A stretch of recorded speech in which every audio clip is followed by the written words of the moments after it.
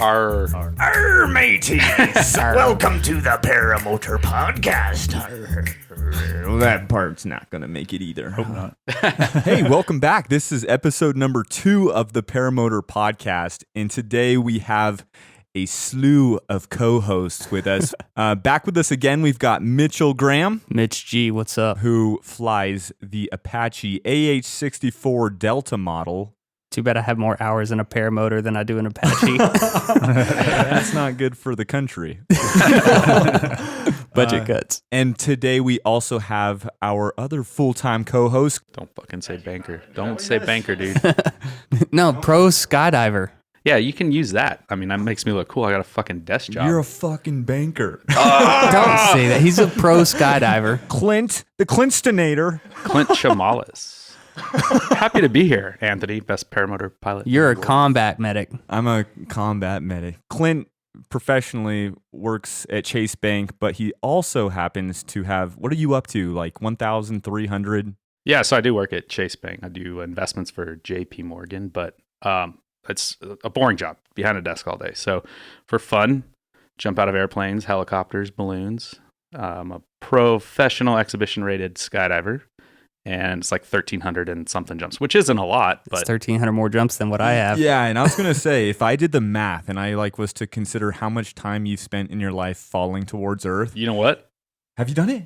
We can track it automatically. So we have, different altimeters or devices that'll track that. So roughly 1,000 jumps is 12 hours of free fall. Oh my God. So you've already surpassed that in paramotor flight time. Oh, for sure. Yeah. Wow. But I mean, but still 12 hours of falling, like you could take a really long nap and wake up and still be falling towards the Earth. That's a long time. That's pretty cool to me.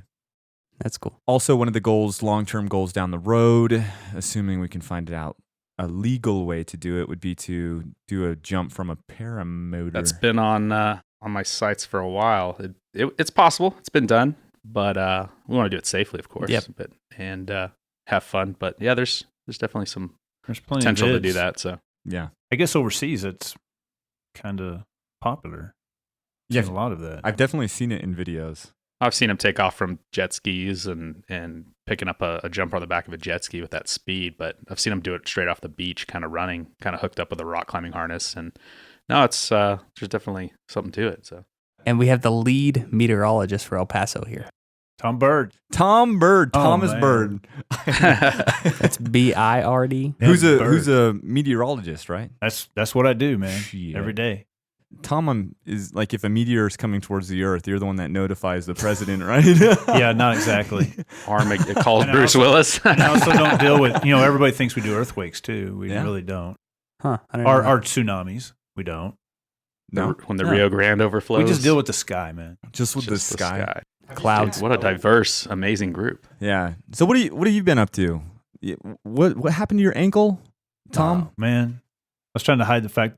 Oh, I broke my ankle, right? It wasn't with a motor on my back. It was trying to just free flight. Mitchell sold you out on this. Here in the Franklins. But it's one of those deals where I second guessed myself on video about 7 times before I went ahead and broke it. Uh-huh. Oh, So I knew better. Before you went ahead and broke it, better do this before I break it. So okay, now I'm going to break it. It was one of those situations I said, it's not going to kill me, so let me go with this and see what happens. And you still have that video? I'd like to see do. it. Yeah. Well, what I was doing, I was in the Franklins at Agave Hill, and I was with another guy, and we were trying to free fly off of the hill. Steve? Yeah, Steve. And I was going to take off first. He kept encouraging me, and I said, Steve, the wind gone too light. I'm never getting up. I'm too big. He's a small little light dude. And so sure enough, I'd run past where we cleared vegetation, and I started bouncing off of yuccas. Pretty soon I get a little bit of airborne, but not enough. And I hit another yucca, spins me around in the seat. And when I come back around face first, down the hill, there's another yucca. I hit it and then went back to the ground, and I just landed on a rock wrong. Oh. It was a real freak. And what it was is I was trying to reach the ground with my feet and without locking my knees, but I accidentally locked my right knee. So you said you were trying to free fly, but you've free flied. Oh yeah, flown, whatever. I've free flown. Yeah, I've flown freely. Yeah, yeah. The freeway. Yeah, Mitch earlier mentioned Magdalena. Mm-hmm. Is that what it is? Magrim. Magrim. Yeah, call it I've done Magrim. that a lot. Magrim and is with him, fun. I was there the day he did all the hovering. In New Mexico, right? Yeah, it's in New Mexico. It's like an hour and a half drive from here. In fact, when he was hovering, I was underneath him asking him if he needed me to pull him back down to the ground. He was just floating above me. That was cool. Can you drive all the way up to the launch side? Or? Almost. You used to could, if that's a word. Used to could? Used to could. It is a word. They've gated it. The BLM, it's on BLM property. They've gated it now. So you have to walk about, a quarter mile? Yeah, if that.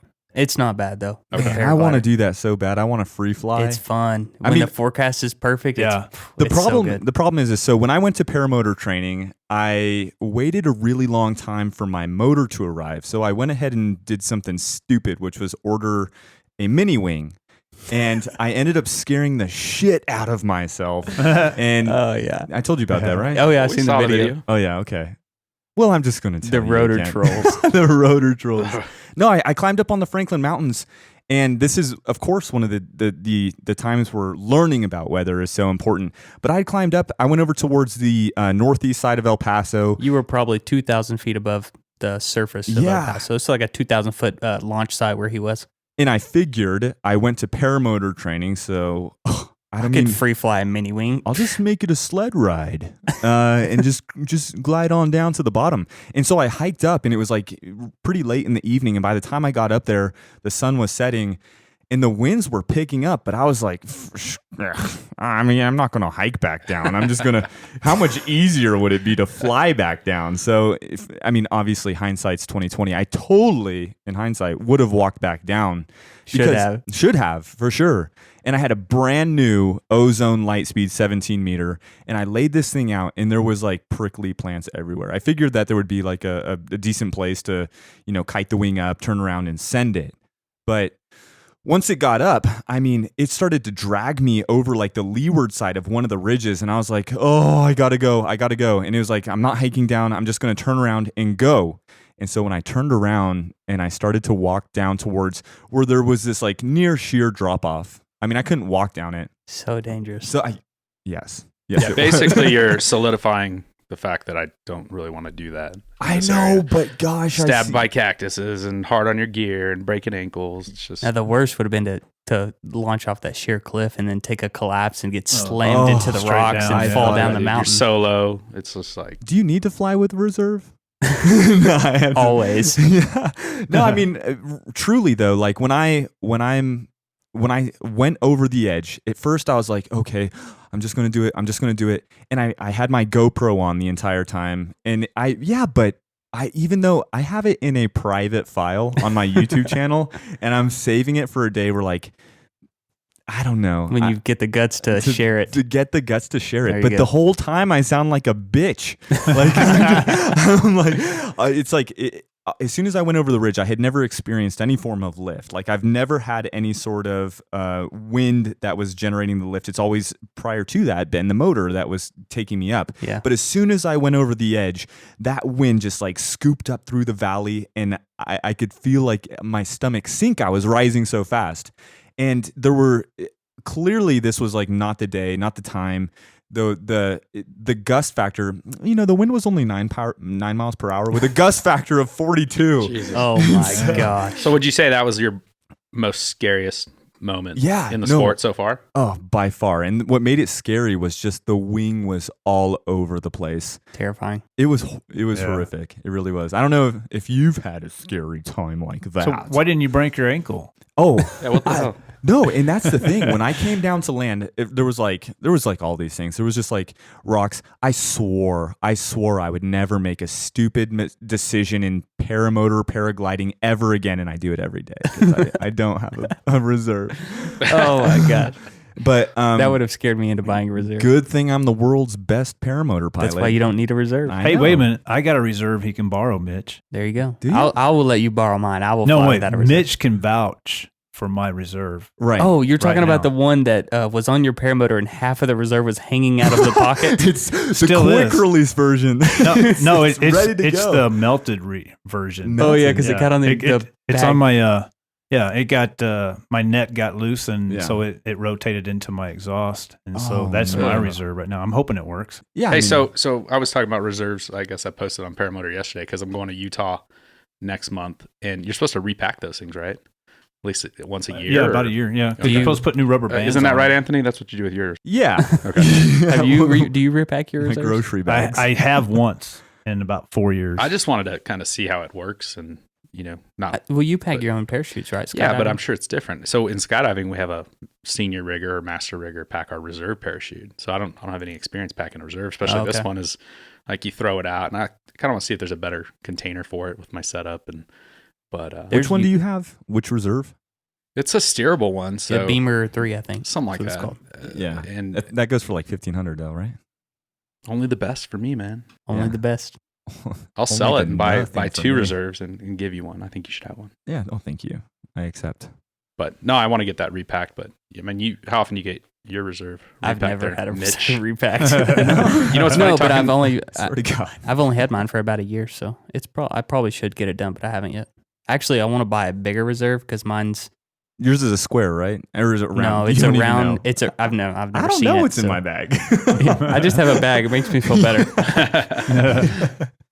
The spare tire. No, I do want to look into that, and definitely that as well could definitely be a future topic. Yeah, I'd be the worst person to speak on it because I don't know anything about reserves. But doesn't even know how to clip one into his harness. Yeah, Woody from Woody's Gamertag had suggested looking into one called the square round. He flies with 2 reserves, I believe. Does he really? I think so. He does a lot because he does all the acro stuff. News. Do what? Fake news. No, but yeah, no, it was neat just like reading up on the technology. But yeah, they come in at a pretty pricey. Some of them do. Some of them can be affordable, but no, I'm definitely planning on getting a reserve soon. And the other thing I want to do is take an SIV for one of those times where something does go wrong. I know you've taken an SIV, Mitch, where you said you were, as with all the things that you do on your paramotor, you don't do the SATs because of something that happened. Yeah, so when I always wanted to do SATs, but I never worked up the guts to try it on my own out here over the land with a paramotor. Yeah. So I go to the SIV, I tell the instructor, we did full stalls, we did all the asymmetric deflations, the frontals and everything. And I was like, I'm ready to try SAT. He walked me through. I knew everything that I was supposed to do. And I go up there, but I was on a 25 meter Ozone Geo5. It's a free flight wing.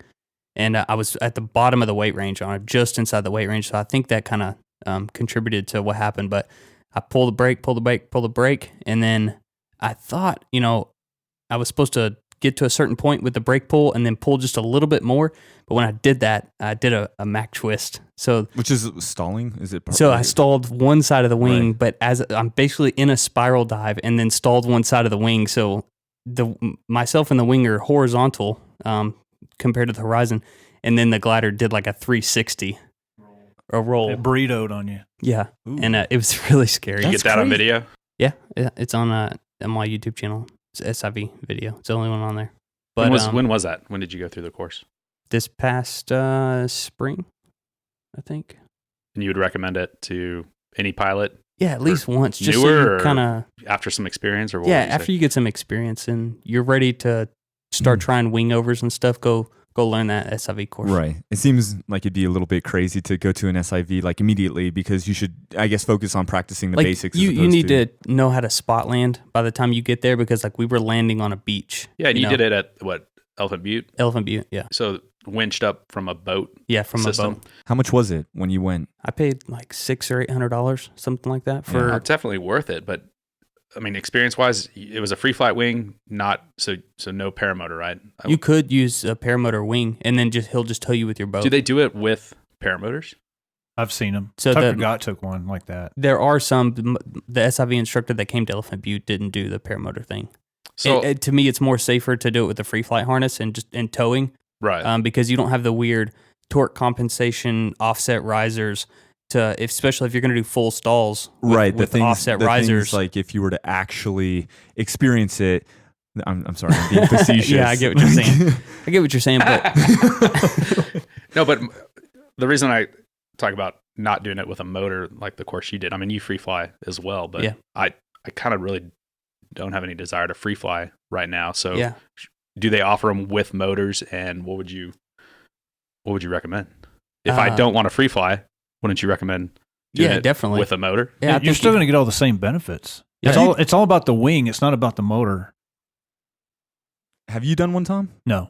No, but I know what I'm talking about. Do you want Holiday Inn? Second best paramotor pilot in the world. I watch a lot of YouTube videos on this. I know all about them. No, but really, the way I see it is these SIVs aren't about the motor or the lack of motor. It's all about controlling the wing. So the wing's the same. I mean, I fly a free flight wing on my motor. Right. I feel like the risk is just a little bit higher with the motor because there's more things. Complication. There's more. If something were to go wrong, more snags. More snags. Your lines could get caught on the swing arms or on the frame or on the hoop.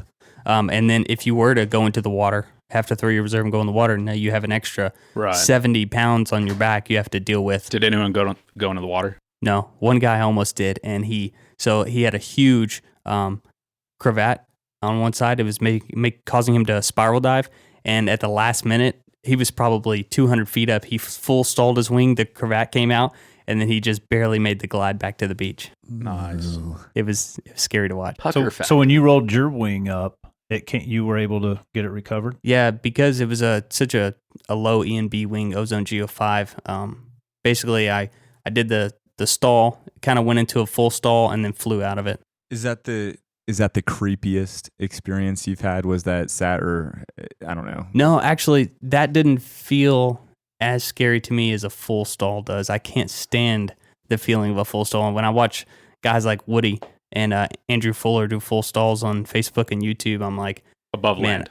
Above land. Yeah. I don't know why or how they do that, because the feeling of a full stall, you're slowing down, the wind speed goes away, and all of a sudden, it's like if you were balancing in a chair on the edge of a cliff, and then someone just kicked you in the chest backwards off the cliff. Ooh, that's powerful visuals. That's really what it nice. feels like. It's like you're just sitting in the chair, and then all of a sudden, the chair just drops out from under you, and you're free falling for what feels like forever. It's like 1 second, but it's like you can't breathe during the couple of seconds until the wing comes back overhead, and then you're just you're kind of falling, but there's enough drag to keep the harness snug to your butt. And that's self-induced. I mean, have you ever had an experience where you didn't anticipate something or you found yourself, I mean, because today we're talking about weather. Has there ever been some sort of like, I saw a video, I saw a video of where your new warp was all over the place, but have you ever experienced something just chaotic? Yeah, so the video that you're talking about with the warp was probably the worst turbulence that I felt. The wind was really strong. It was probably blowing at least 15 miles an hour on the surface. I decided to go ridge soar on the 16-meter warp. Great idea. And so killed my motor. I'm ridge soaring, and I don't know what the turbulence came from. Probably upwind of me, there was another mountain range, the Hueco Mountains, and it was probably just rotor and turbulence from those mountain ranges made it all the way to where I was. And when that turbulence hit me, the warp was just going crazy all over the place, surging forward, rocking backwards, left and right, and I was just terrified that I was going to take like a huge asymmetric collapse that would cause me to spiral and smack face down into the mountain that I was above. But the wing stayed open, and I just cranked my motor and then flew home. I was like, I'm out of here.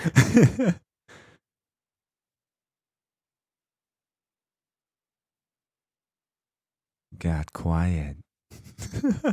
For me, what I don't like, and maybe it's because, the meteorological background, is like, I fly in the valley a lot, so there's a lot going on down the valley.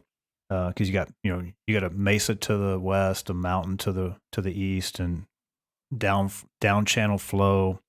So you tend to get a lot of turbulence and shear. And sometimes when I'm coming back to my LZ, I almost feel like the wing is just doing what it wants to do, and I'm spending my entire time trying to fight it to go back, like it's a horse that doesn't want to go back to the corral. And I'm just doing everything in the world I can to make it go back where I want it to go. And it's tossing me up, down, left, right, no matter what. I mean, I always get it there. It feels safe. I don't take collapses, but I don't like feeling out of control. Right. And that's what I get a lot down here in the valley. Would you say the valley has more variables than up here on the mountain? Because no. If you go out to the west mesa, we go to the sod farms a lot. Okay. Out there, it's super a lot flat, more consistent because it's flatter and everything. Right. You don't have the varied terrain. And you just tend to know what to expect. Here. What is it called when you get like lift in the mornings and evenings from the sun heating the mountains? Oh, well, that's inversion layer? Or? No. That's we call it upslope flow. No, but what's the name for it? Oh, the adiabatic lift. Adiabatic and catabatic. Yeah, catabatic. Right? Yeah, catabatic's at night. Yeah, this is getting deep. Sorry. But it's basically, which one's which? I get them mixed Katabatic up. is at night when the air gets cold and slides down the mountain. So the cool air up above can kind of hug the mountains, the terrain, and it causes a downslope flow. And I've seen it here at your LZ because you're pretty close to the mountains. Yeah. So if you'll notice, like in the evenings, the wind will be from the east because it's flowing down the mountains. Okay. And in the mornings, when the sun hits it's on the other side, but still, the wind will generally be upslope. So the cold air is more dense than the hot air, and so it's always wanting to go to the lowest pressure. Point. No.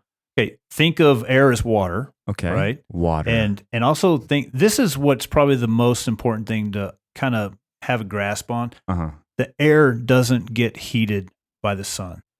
Right. Okay. Did you know that? It gets heated by the ground. Right. Right? It also gets cooled by the ground. So what Mitch was just talking about, where we get the katabatic flow at night, where the wind comes off of the mountains, is because the air that's right there at the mountain gets shaded right when the sun goes down, right, and it starts getting cold. All that rock gets cold pretty quick, and then the air in contact with that gets cold, and so it becomes more dense. So like water, it's going to find the lowest spot, so it's going to be sliding down. Is the air getting cooled when it makes contact with the actual surface, the colder surfaces? That's exactly what's happening. Okay. And then thunderstorms, rain is cold, right? Right. It's coming from thousands and thousands of feet up and that's there when you where get, it's can cold. feel like a cold So draft. that's where you kind of get a cold front come through. Okay. Or we call them outflows or downdrafts. Right. That's my scariest moment is a downdraft out of a thunderstorm. And it wasn't really even a full blown thunderstorm. It was just clouds developing, getting real vertical. And then the sun went down, and that's when it's most likely to happen. They collapsed. And me and two other guys were up. The clouds collapsed. So once the clouds kind of like collapsed. once the rain stops. There was no rain in these. This was just these were clouds that were growing vertically, which means they had a lot of lift in them. Right. And they were getting energy and heat from the sun and the ground underneath them. But then when the sun went down, the ground got shaded. It quit producing the heat that was keeping those clouds vertical. And you'll see this a lot at night in the evening. The clouds all collapse. They lose the tower? Yeah, the tower just collapses on itself. And they either dissipate and they go away or they just get flat. Well, what happens underneath that cloud, all that air that was up in that cloud is now falling towards the ground. And it's colder than the air down low. And so it kind of hits the ground like a water balloon. Think of it as a water balloon. And then when it hits the ground, it spreads out in all directions, just like a water balloon would do when you drop it. And what is that? What sort of signs are we seeing, like as people or pilots, when that happens? Well, the visuals on something like that is look for the vertical clouds, right? Overdevelopment is what we tend to call it. And then look for rain shafts or virga, which is rain that's falling but evaporating before it hits the ground. And that's when you really get it, is evaporation is a cooling process, so it makes the air even colder, even heavier, more dense, so it even falls faster, even though you can't see it. So those tend to produce the bigger outflows that you don't really want to be around. What time of year was that when it collapsed on It was around here, summertime is when we get our thunderstorms. So it was late summer, real late. And there was 3 of us flying. I was the first one trying to get back to LZ. And it was kind of funny. I have, pride in being able to hit my point when I'm landing, spot land. And I couldn't spot land because it was throwing me around and the windsock was just straight out. And I was 2 feet off the ground, but I missed my LZ. So stupid enough, I said, that's not good enough. I'm going to go around and try to do it again. Well, it got worse. Yeah. And so in the 5 minutes it took me to go around, I almost couldn't even turn. I couldn't get back to LZ at all. So I landed out in the desert.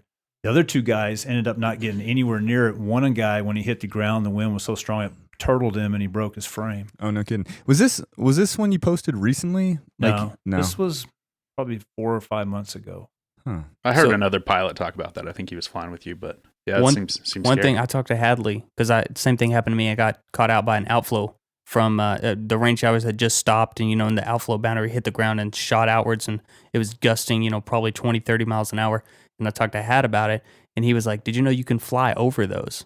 And I was like, "I never really thought about it, but if you climb higher than the base of the cloud that's producing that outflow, then you can generally just fly over that. So if you see that coming towards you, you know it's happening and you're in the air, and you might not have time to land before it hits you, but you can climb up above, let the outflow boundary pass you, and then land afterwards." Yeah, he's right. That will help you avoid a lot of the turbulence that I got because I was landing right as it was coming in. So that was when it's the most turbulent, when you get a lot of rotor on the front end of that little gust front moving in.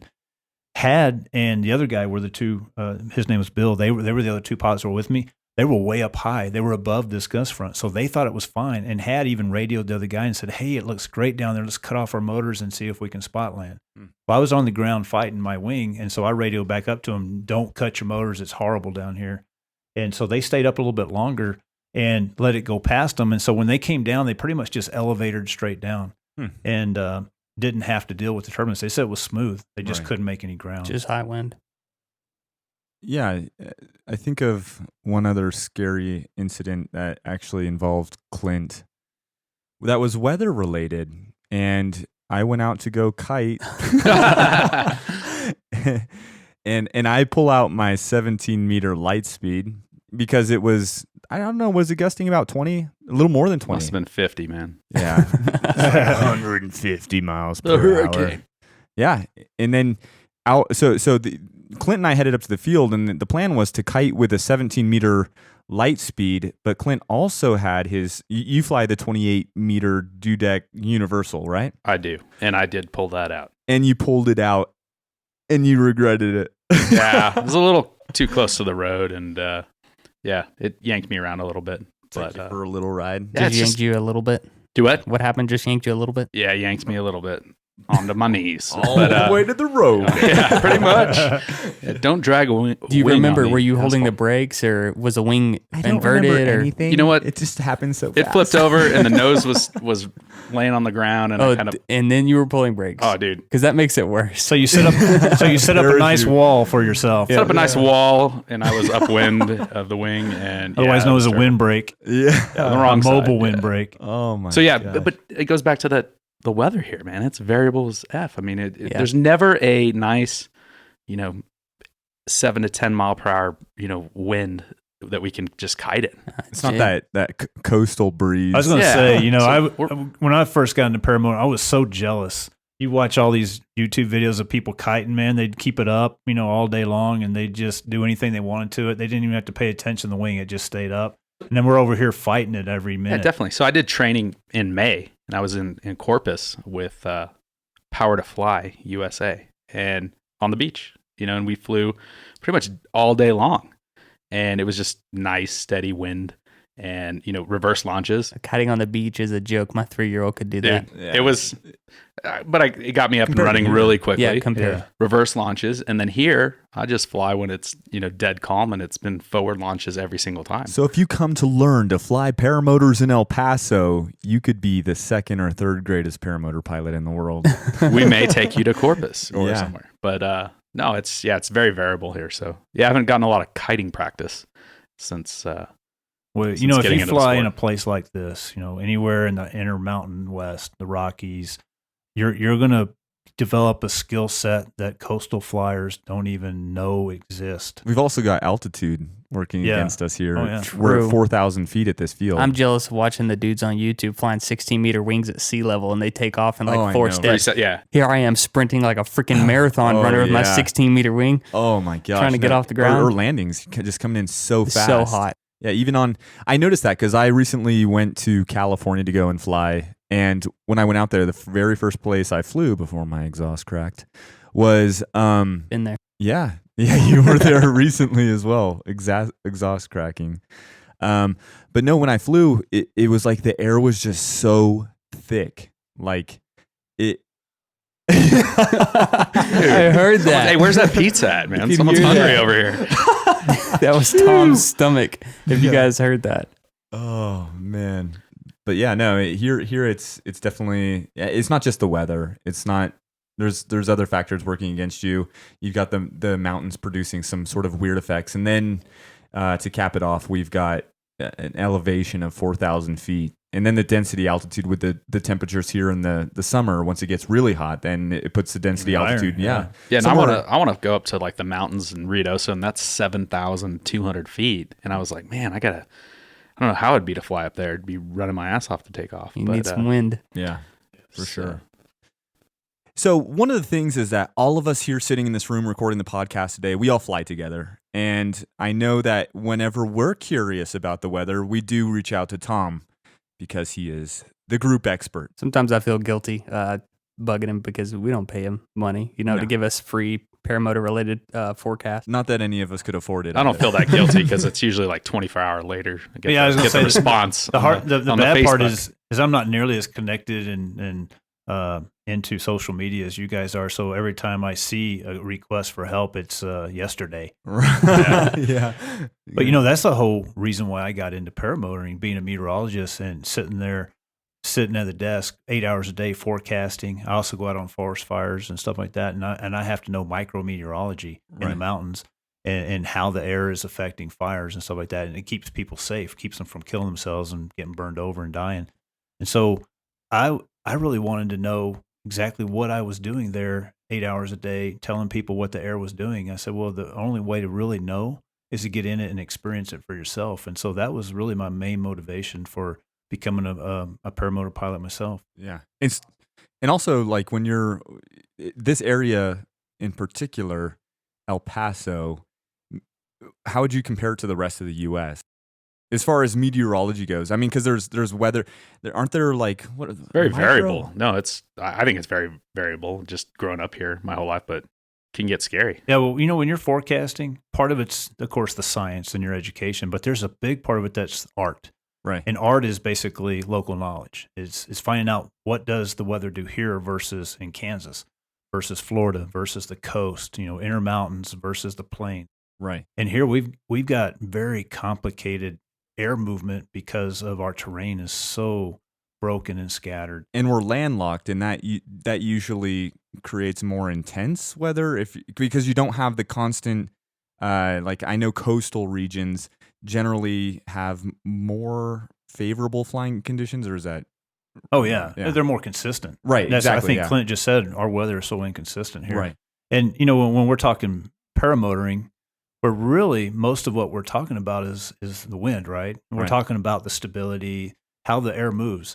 And around here, the air moves in very complicated fashion versus what you get like at the coast, where it's pretty much like clockwork. Every day it's going to do the same thing at a certain time of day. Right. And so if you're on the coast, you can pretty much plan your day, your week, next month, a vacation on that kind of stuff.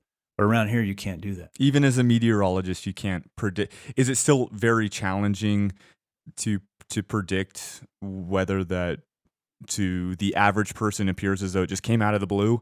Are the meteorologists on top of that, or is it kind of sometimes just such a inconsistent weather pattern that even for you guys, you're taken by surprise every now and then? No matter how well-tuned you are and how experienced and educated you are in the weather, it's always going to do something on occasion that's going to surprise you that you didn't see coming. And by no means am I saying that we can't predict the weather here in the Intermountain West. I mean, I think we do a really good job of it. Right. The thing is it depends on the scale you're trying to forecast, both time and area-wise. If you're forecasting for, something the size of a city, you can get a pretty good average and be pretty right. But when you're trying to figure out the side of the hill, what's the wind going to do at 3 o'clock on that side of the hill? Now you're talking about a lot more ingredients coming in to figuring out what's really going to happen. So that's when it gets more complicated. So you're factoring in the changes in terrain, not just what is happening in I suppose everything that's happening in the weather system from afar is being influenced. Part of that change is taking place because of the contour land, the changes in the terrain as well. Like the mountains here, we've got the Franklin Mountains. If you see a weather system moving this way, do you predict once it hits the mountains what effect that's going to have on the weather? Yeah, we're pretty good at knowing, like, if wind's coming in from the west kind of strong, the east side is going to be a lot windier, that kind of thing. But, the further away from the Earth's surface you get, the more consistent the wind is, because you're not dealing with the friction of the surface and the roughness and the inconsistencies that we have out here with the mountains and the canyons and all that kind of stuff. Right. So as you get lower, and most of us fly pretty low, we're in that zone of the atmosphere that's really getting most influenced by the ground. Right. Okay. And that's where we start. The lower you are. Yeah. That's where we start seeing the weird things happen. But if you get up high enough, it's real easy to know exactly what to expect. The higher you go, does the wind generally become more laminar and it's not affecting you as much as if you're mapping the terrain and you're just following the contours itself? That's where it's being affected the most, no? Yeah. Like I said, the lower you are in the atmosphere, the closer to the ground, right, the more, I guess a good word would be confused the air would get, because air's less dense than everything else on the ground. So it can't go through and stay laminar. So it gets bounced around, has to go over or around. So just more variable. Yeah, with way more variable. The obstructions, and depending on if it's on the leeward side or the windward side, or you just got to watch that, right? And, as long as the winds aren't too strong that it's unsafe, that's part of the fun of actually paramotoring, if you ask me, is getting low and feeling what the terrain is actually doing to the air. That's funny because when I fly, I don't know if it's some sort of psychological effect where if I'm flying low to the ground, even if it's bumpier, I'm willing to stay low because I just like to... Why are you shaking your head? Dude, you're going 30-something miles per hour. So you're lower to the ground and you have less time to react if something happens. If you get, take a partial collapse or something, you're going in a freaking cactus. And that scares me. So I would rather have some altitude to mess around with it. Mitchell, you're supposed to have my back. Mitchell Graham here just shared a video on Facebook where he's going nuts. 50 miles an hour, 50 miles 3 per hour, feet off the ground. Flying the dudek warp. And, I'm just going to put you out there. You did a pretty big loop very close to the ground. Yeah, it's a barrel or what? Don't give me shit. It was just a dive towards the ground. I had enough altitude to recover from it, though. Yeah. See, altitude is your friend. Altitude, your friend. But you're making that up. You came in like super close to the ground. It looked great, and I wasn't against it. I'm just putting you on blast because it's that. But the thing is, there's a variable there. Your level of bumpy might be different from mine. So what I think is bumpy is probably strong enough to collapse a wing that you may have never experienced. But you're saying, it's bumpy, could be just like tiny little bubbles, which is perfectly fine at flying low level. Right. And there's definitely times where if it is bumpy, I want to get to that altitude. So at what point do thermals, so I'm sure Mitchell and both you as well, Tom, are educated in this, but at what point do thermals break loose, right? Because how does a thermal work? It heats a particular spot of the earth, right? And then does it break off at a certain point and then form this cylindrical rising column of air? Like a bubble. Right. But here's the deal. Every day is different. Every place is different. Every time of year is different. We in the summertime, the ground's got to get 150 degrees before a thermal will break off sometimes around here. But in the wintertime, we never even get close to that. So you're still seeing thermals when it's 40 degrees outside. Right, yeah. So it's all relative. So if you get a patch of ground, it's all based on differential heating. You get a patch of ground that wants to heat faster than all the other ground around it, maybe a big, huge parking lot over here at the outlet mall. Mm-hmm. Well, it's going to release a thermal once that air gets more buoyant than all the air around it to a certain percentage that it's no longer being held down by the pressure of the atmosphere above it. All of a sudden, it's going to release from the surface, go up, right? And if you get in that, then you're going up with it. All the air around it is not going up. It's either going down or staying where it's at. And so as you go into that, you're hitting that threshold between air going up and air either descending or staying there. And so you're going to feel that little bit of turbulence when there's some shear there on the edges of the turret. Okay. So that's where if your wingtip is going to collapse while flying a paramotor paraglider, it's usually on the entry the or edge exit of that thermal. Yeah. And can you fly, like my logic, according to this group, is terrible. So, but can you fly under a thermal? Like, I guess that's what I'm wondering. In my experience, no, they reach all the way to the surface. So in my park where I do a lot of kiting, it's surrounded by trees. Right. And you can see by the trees on one side of the park, upwind of me, all the trees will start shaking. And that's a thermal coming towards me. And then as I'm kiting my wing, I can feel when that thermal hits me. And then the trees downwind from me will start to shake as well as the thermal passes. Because usually they drift with the wind. Right. So expand on that, because I remember you telling me that if you watch the Windsock and all of a sudden it just changes directions really quickly, that's not just the whole mass of the air changing directions. No, that's just a thermal generally that's changing the direction of the wind. A lot of free fly pilots call it thermal blocking. But basically, the way I see that it works is if the constant wind speed is, we'll say 10 miles an hour, if there's a thermal upwind of you, the wind speed might slow down to 5 miles an hour as that thermal sucks all the surface air towards the center of the thermal and then up. And then as that thermal hits you, you'll feel a lot of turbulence and the wind may be swirling around you. And then once the thermal passes you, the wind speed will probably increase to 15 miles an hour because you have the base wind speed of 10 miles an hour plus the thermal sucking in all the air around it as well. So that adds the additional 5 miles an hour of wind. Okay. Huh. Makes sense. Yeah. So that's a really good segue into saying, when you go out to your airfield, your LZ, where you're going to take off from, one of the first things you probably ought to do is put up a good windsock. Put it up about the height of what your wing is when you're kiting it over your head, and let that windsock be like 20 feet long, so you can watch it and see what it's doing. If it's just sitting out there and not moving, to some angle, then you got a steady wind. You're not getting thermals moving through. But if that thing is waving or flapping, or it changes direction, like Mitchell just said, then that's probably some thermic activity. Because there's certain days where I go out to the field, and some days it's not necessarily pegged, but it's staying relatively consistent. It's not twitchy. And then other days you go out there and it's just really kind of like twitchy. And is that an indicator that the air is less stable that day? Or what are you looking for specifically when you put that windsock up? We all reference a windsock, but what do you think we should specifically be looking for? How long should we be looking at it for prior to saying good to go?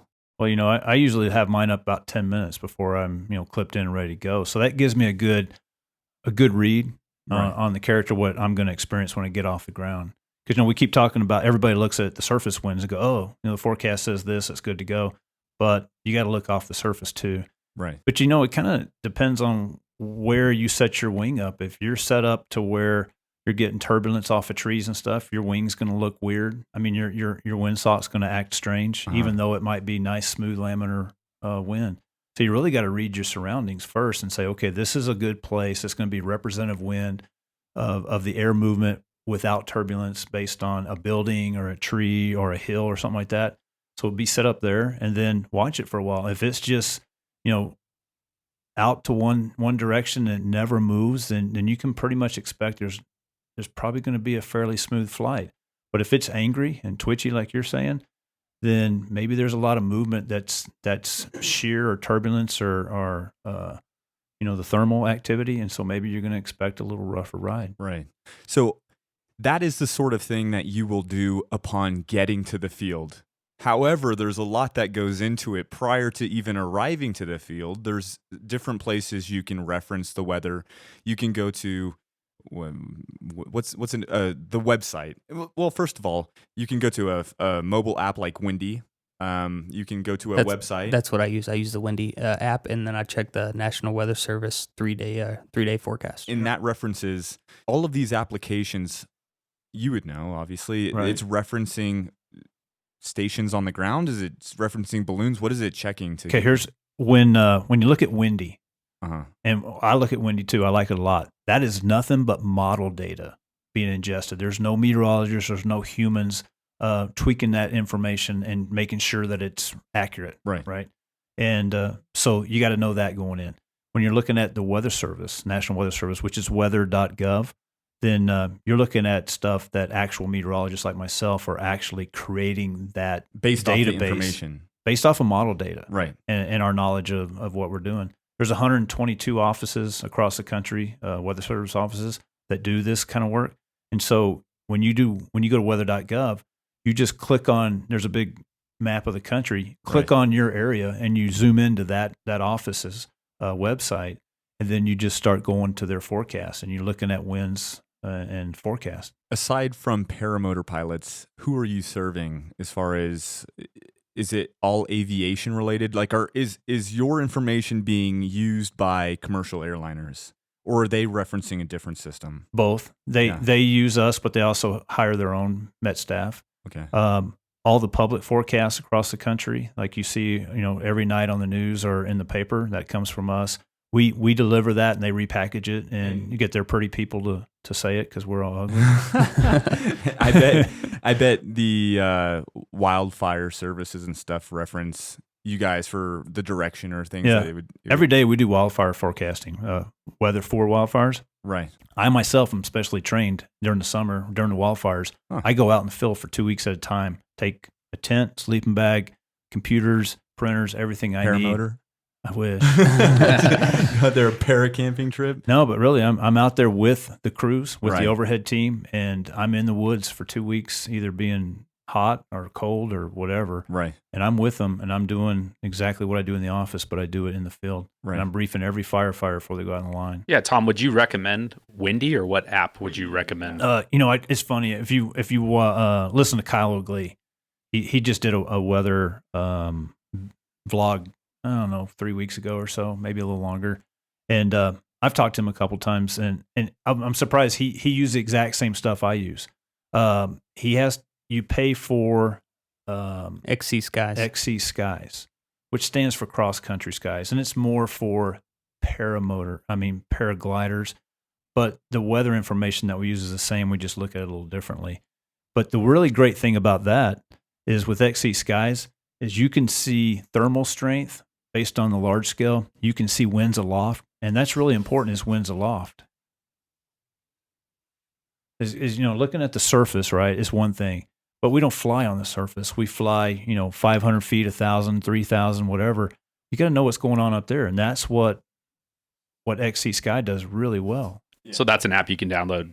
No, it's not an app you download. It's a website, and you pay for the service. I think it's around $30 a year. I think it's really good value. If you have Windy, then it can be used from that application. XC Sky is an add-on, or is it just part of it? No, Windy is a separate app, and XC Skies, they do paragliding specific forecast. So they will forecast how strong the thermals are going to be that day.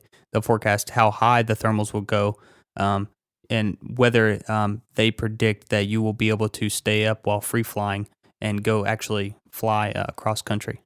Whereas the Windy app is more just like a wind forecast. In Windy, there's nothing about thermals or updrafts and stuff like that. It's all just, here's the forecast wind in this model at all these different levels from the surface up. And so you can compare, you kind of shot from one model to the next. They've got 3 models in there right now. And you can do your surface. You can do, 1,000 feet above surface, a couple thousand feet, and just look at now versus 3 or 4 hours from now. So what I do when I go to the Windy app is I click on the little wind button. It's a yellowish circle. Scroll down and I change the forecast model to NAM 5K because that's the highest resolution. And then I check the surface winds for the area. Right now it's showing 3 miles an hour. And then I take the surface and I check at about 5,000 and about 10,000 for winds aloft. Showing 1 mile an hour at 5,000 and 10,000 is showing actually 14,031 miles an hour right now. So that's 10,000 AGL. We're at 4,000 feet above sea level. So flight level 140, 14,000 MSO. Okay, gotcha. It's blowing 31 miles an hour. So you stick to Windy. I use Windy. So it gets complicated, and that's one of the things that I know that I didn't get to pick up on and learn while I was at training was just the complex versions of ways of checking the different altitudes. What are the squiggle the skew T? Yeah, those like weird fork looking things. How do you read that? Oh, well, Clint's talking about the wind barbs, I think, but you're talking like about the sticks. skew T. Yeah. Oh, yeah, that's the wind barbs. Wind barbs. Okay. And basically what you're looking at is at each level, that shows the wind at that level. And it's because they use it for observations. And that little hockey stick looking thing, if it's a long line at the end of the stick, that's 10 knots. Okay. And for every 10 knots, they add another little stick on the end of that barb, right? We call them wind barbs in the Weather Service. And then if it's like 15, they'll add a half of a stick at the end. So if you see a long stick and a short stick at the end of the barb, that's 15 knot wind. And then it's showing the direction the wind's blowing from. It's pointing towards the dot. The short end? So the barb is like a feather on an arrow. Yeah. Okay. And the arrow points to the direction of the wind. The wind That's how I is remember. going to or coming from. Okay, so to simplify things, what would you do? What would you use? What would like the average paramotor pilot that's not going to go to like 3 different sites use to check the wind? That's pretty tricky. I mean, is there a learning curve? There's a learning curve to figuring out. Oh, certainly there is, yeah. I mean, for someone like myself that looks at them all day long, it's first nature now. Right. But for everyone else, it is a little intimidating, right? Because you don't see it all the time. You still have to you have to first learn what you're looking at. Just like you asked me the question, what does that barb mean? And so now you know how to read the barb. A long stick at the end is 10 knots. Right. And for every one of those, you just add another 10 knots. And then a short stick is 5 knots. So you can get different combinations of that to get 35, 45, knots. But the first thing I do is I go to a place called Mezzo West. Okay, that's another website, Mezzo West. It's University of Utah. They've collected all the observation platforms across the United States, whether it be Mesonets, Weather Service stuff, Department of Highway. They have a bunch of wind sensors all across the country. There's all these different networks that come together. That's where you get your right now on the surface winds. You get wind and wind gust. So you just go set that up for your area and look at your local wind and wind gust. That's the very first thing I always look at. I never look at anything first before that because I want to know if at the surface it's not good enough to fly, what do I care what it looks like above? So I look at the surface first. What's the latest obs around my area as far as wind speed and wind gust? Next thing I kind of look at is if there's a potential for rain and showers and thunderstorms. I look at radar. Everybody's got Pickle or radar scope on their phone. I look at that. If there's a nearby rain showers and thunderstorms, which will be producing outflows, I'm maybe not going to fly, so why look any further? So after I know that there's no storms and the surface winds are good, then I start looking at winds aloft. And that's where I use XC skies or windy. And just about 10 clicks and you're done. I mean, it's that simple. Just I want to see what does the forecast say for the next 1-2 hours on surface wind speed and direction. And what does it say for the next 1 or 2 hours? Because that's all I'm going to fly for 1,000 feet above, 5,000 feet above, 10,000 feet above the surface. It's all free, if you look at windy. And it's pretty easy to interpret with the way their graphics and the way they animate them. It's real simple to see what you're going to get. That's great information, especially, back to the setting up the Windsock. I mean, I set up a little dinky Windsock, but I've seen yours and it makes me jealous, but it's smart. Then there's guys like other guys that you want to see it again? You won't touch it. There's other guys that either don't use a Windsock or maybe use a Windsock that attached to the top of a street pole or who does that?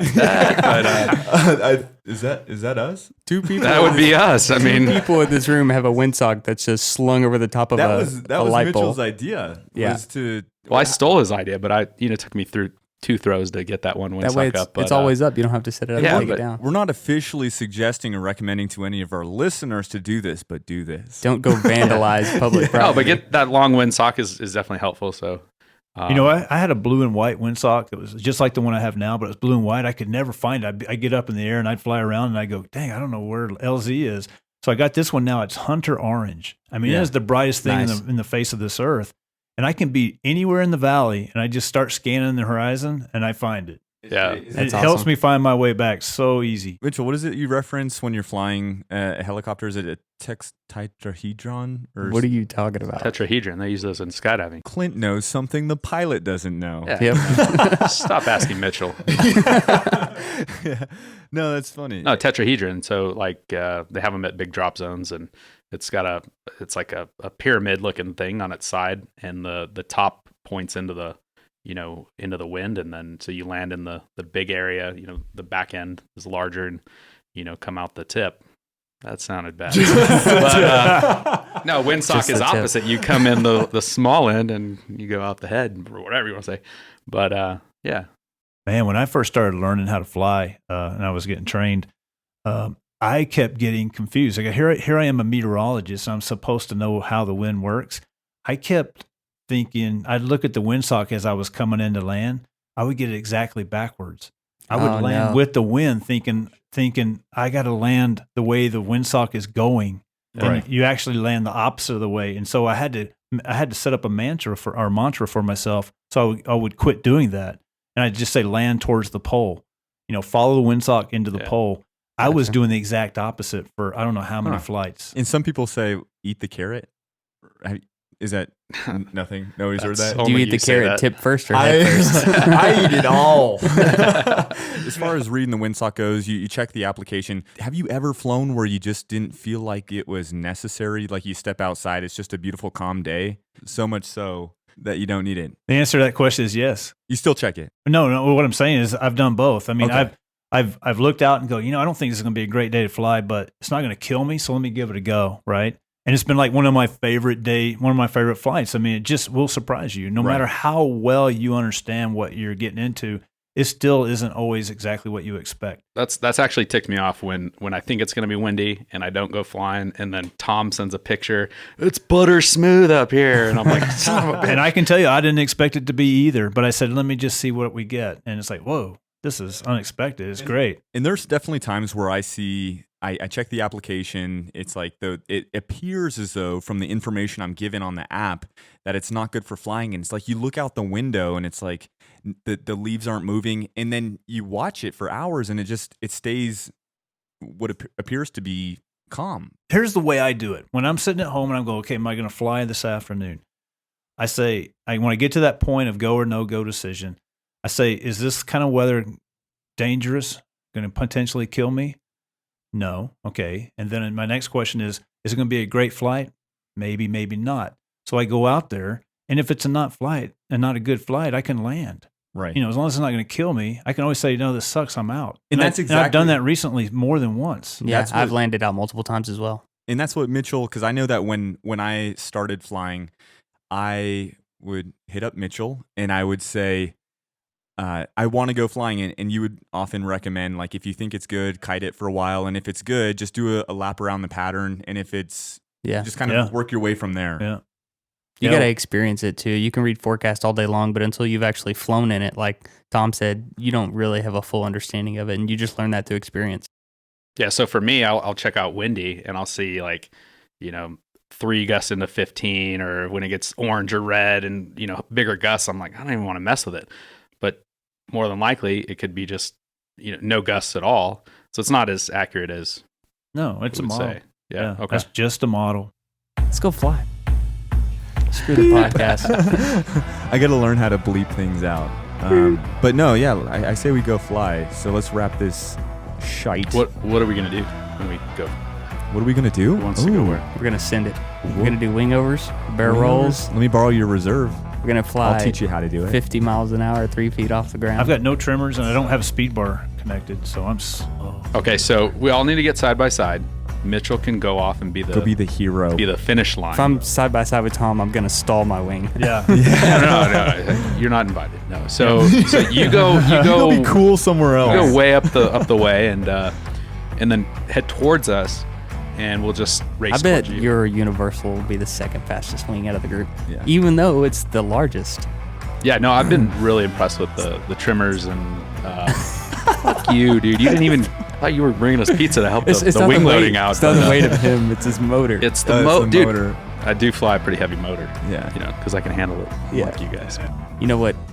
One last closing story. Sorry. My favorite thing to do is I'll see a vehicle just out in the middle of nowhere in the desert, right? Yeah. And I'm like, what are these people doing? And I drop down super low and I hide behind dunes and bushes, and I sneak all the way up to them, and then I just pop up and see what they're doing. Ambush. Oh God, we're horrible for the community. Like 3 different couples just smashing in their Oh, nice. And they have the windows down, because yeah. it's hot Airflow. out here, so they have the windows down, and I just I've seen titties and everything. It's crazy. Nice. You might have to cut that word out. No, shit, no. Bleep.